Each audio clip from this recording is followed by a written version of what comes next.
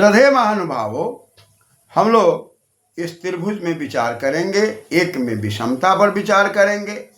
तो यदि AB, AC और BC तीन रेखाखंडों से यानी कि तीन भुजाओं से घेर करके यदि हम एक त्रिभुज बना लें तो हमारे सामने यदि नामकरण के आधार पर त्रिभुज दिखाई पड़ेगा, ABC दिखाई पड़ेगा।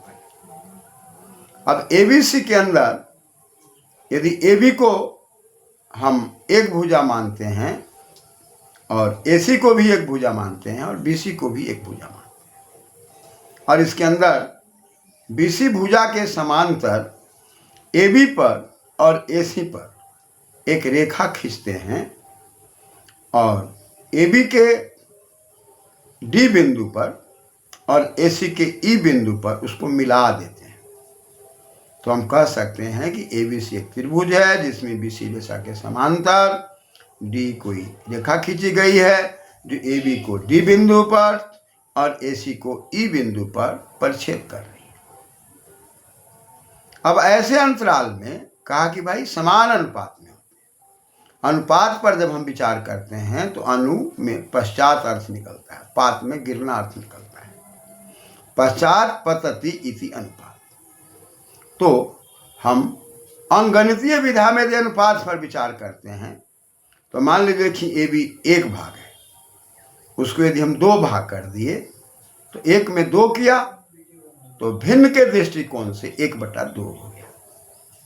उसमें अंश और हर की बात आ गई, जिसको हम फ्रैक्शन कहते हैं, जिसको हमने नोमिनेट किया और डोमिनेट किया। नोमिनेट से नोमिनेटर, डोमिनेट से डोमिनेटर की बात किया। उसको विभाजन हम कर रहे हैं। इस विभाजन के अंदर यदि हम AB को एक मानते हैं तो उसका दो भाग यदि हम करना चाहते हैं तो 2 से भाग देकर 1/2 हो गया। अब 1/2 में पुनः ऊपर भी हम 2 से गुना कर दें, नीचे भी 2 से गुना कर दें तो हमारे सामने ये 1/2 आगे बन करके 2/4 आ जाता है।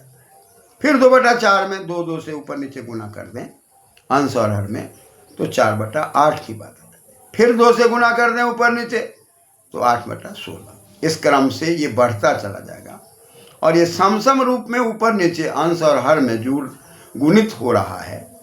और गुणित होकर हमने क्या किया है कि 1 को और 1/2 को जोड़ को ही गुना कर दिया है।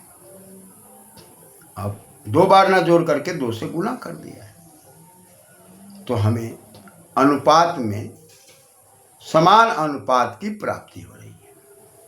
और समान में संतुलन है, ऊपर और नीचे अंश और हर को बराबर हमने कर दिया है, अतः अंश बटा हर भिन्न के रूप में प्राप्त हो रहे हैं। ये समान अनुपात है। अब इसी समान अनुपात को हम दूसरी भाषा में यदि कहते हैं कि AD और DB 2 भाग है, AE और EC 2 भाग है, तो कहा कि भाई यदि त्रिभुज है, तीसरी भुजा के समांतर कोई D रेखा खींची गई है, ऐसी परिस्थिति में अंदर में जो हमें आपको बातें बन रही है स्पष्ट है, AD/DB बराबर है AE/EC के। यही इस प्रमेय में बात कही जा रही है कि ये कैसे संभव है। इस पर हम कल्पना करते हैं, विचार करते हैं। जैसे हमने अंकों में विचार किया और 1/2 को 2/4 किया, 4/8 किया, 8/16 किया क्रमशः, और विभाजन के बाद पुनः वो 1/2 ही दिखाई पड़ता है। तो समान अनुपात ही है उसमें, समान समान के बढ़ोतरी से। ठीक यही बात कही जा रही है कि कोई भी त्रिभुज है वो एक त्रिभुज है, विषम त्रिभुज है, और उस विषम त्रिभुज में सम में तो सम है ही, विषम में भी समान अनुपात की बातें सिद्ध करने के लिए, क्योंकि हम विषमता में भी चलते हैं, समता में भी चलते हैं, और विषमता में भी जाकर समता सिद्ध करते हैं, और समता में तो समता है ही। अतः विषम परिस्थिति में भी हम संघर्ष करके सम परिस्थिति बनाते हैं, इस ओर इंगित है। तो यदि हम ये मान करके चलते हैं कि AD बटा DB बराबर AE बटा EC कैसे संभव है। तो इसके लिए हम विचार करेंगे कि यदि AC के E भाग से AB के ऊपर हम एक लंब डालने की बात करें EN, और पुनः AB के D भाग से AC पर हम लोग DM लंब डालने की बात करें, तो AB पर एक लंब हो गया EN और AC पर एक लंब हो गया वो DM कहलाएगा। लेकिन AC भी आधार है और AB भी आधार है। AB आधार है EN लंब के लिए और AC आधार है DM लंब के लिए। अब आधार तो है, आधार के दो भाग हैं, एक AD है एक DB है। ठीक उसी प्रकार AC के भी दो भाग हैं, AE हैं और EC है। अब त्रिभुज में भी दो भाग करने के लिए, बंटवारा के लिए यदि हम DC को मिला देते हैं, BE को मिला देते हैं, तब हमारे पास में AB आधार पर दो त्रिभुज दिखाई पड़ते हैं। एक ADE दिखाई पड़ते हैं और एक DEB दिखाई पड़ते हैं। ये दोनों त्रिभुज AB के आधार पर हैं। जैसा कि मैंने आपसे कहा, घर परिवार के अंदर जो कुछ भी विकास होगा, उस घर परिवार के अंदर जो भी बच्चे होंगे, जो भी उत्तराधिकारी होंगे, सबको विकसित करना होगा और सबको आगे बढ़ा करके सबको उसका हिस्सा देना पड़ेगा और उसी हिस्सा से बराबरी के दर्जा दे करके हम आगे बढ़ा करके उसको कलह कलेश से बचा लेंगे तो परिवार हमारा संतुलित होगा। इसको इंगित करने के लिए गणितीय भाषा में बात कही जा रही है कि भाई AB के आधार पर यदि दो त्रिभुज दिखाई पड़ते हैं, ADE और DEB,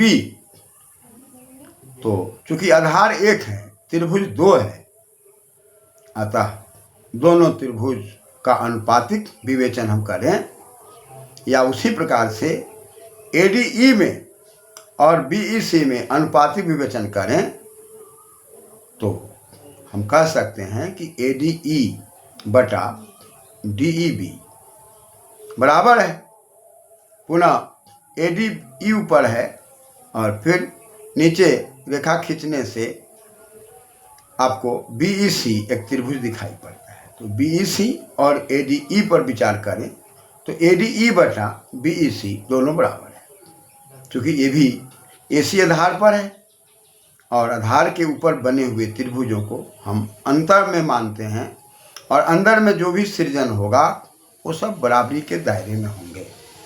अतः घर परिवार में जो भी सृजन होते हैं सब उत्तराधिकारी धीरे धीरे क्रमशः अपने अपने भाग और हिस्सा लेकर के आगे विकसित करते हैं। इस ओर इंगित है और इस गणित की विधा से हमें वहाँ तक जाना है। तो हमें सिद्ध करना है कि AD बटा DB AE बटा EC की। इसको सिद्ध करने के लिए हमने कुछ कल्पना कर लिया और BE को मिलाया, DC को मिलाया और AB पर EN लंब डाल दिया और AC पर DM लंब डाल दिया। अब इसमें हम यदि विचार करें कि त्रिभुज है और त्रिभुज के सूत्रों पर यदि हम विचार करें तो हम जानते हैं कि त्रिभुज में क्षेत्रफल यदि निकालते हैं, कितना फैला हुआ निकालते हैं, तो 1/2 गुना आधार गुना ऊंचाई की बात करते हैं। तो इस बात पर 1/2 करके आधार यदि करते हैं तो AB में दो भाग है AD और DB। तो यदि ADE त्रिभुज हम लेते हैं तो उसका आधार हमारा AD हो गया और लंब EN स्पष्ट है जो दोनों के लिए है, DB के लिए भी है, AD के लिए भी है। ऐसी परिस्थिति में हम लिखेंगे त्रिभुज ADE का जो क्षेत्रफल है और त्रिभुज DEB का क्षेत्रफल है 1/2 गुना आधार में हम AD ले लिए, 1/2 गुना AD गुना EN और पुनः DEB में लिया 1/2 गुना आधार में, फिर हमने DB ले लिया और लंब EN ले लिया। दोनों का लंब एक होने से विभाजित होकर के और 1/2 विभाजित होकर के हमारे पास में AD बटा DB बच गया। इसको हम एक समीकरण के रूप में मान लें, क्योंकि हमारा उद्देश्य है समीकरण। असमः समकरणम इति समीकरण। समीकरण का अर्थ ही है जो सम नहीं है, जो विषम है, उसको सम करना समीकरण कहलाता है। तो समीकरण में हम आप जब विचार करते हैं तो समति समः,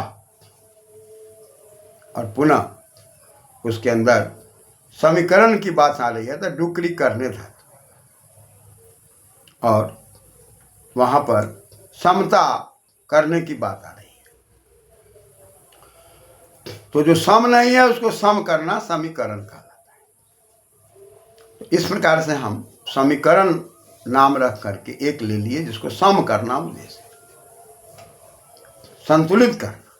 ठीक इसी प्रकार हम यदि इसी त्रिभुज में ADE को DEC से तुलना करते हैं तो एक अलग स्वरूप आता है। क्रमशः धन्यवाद।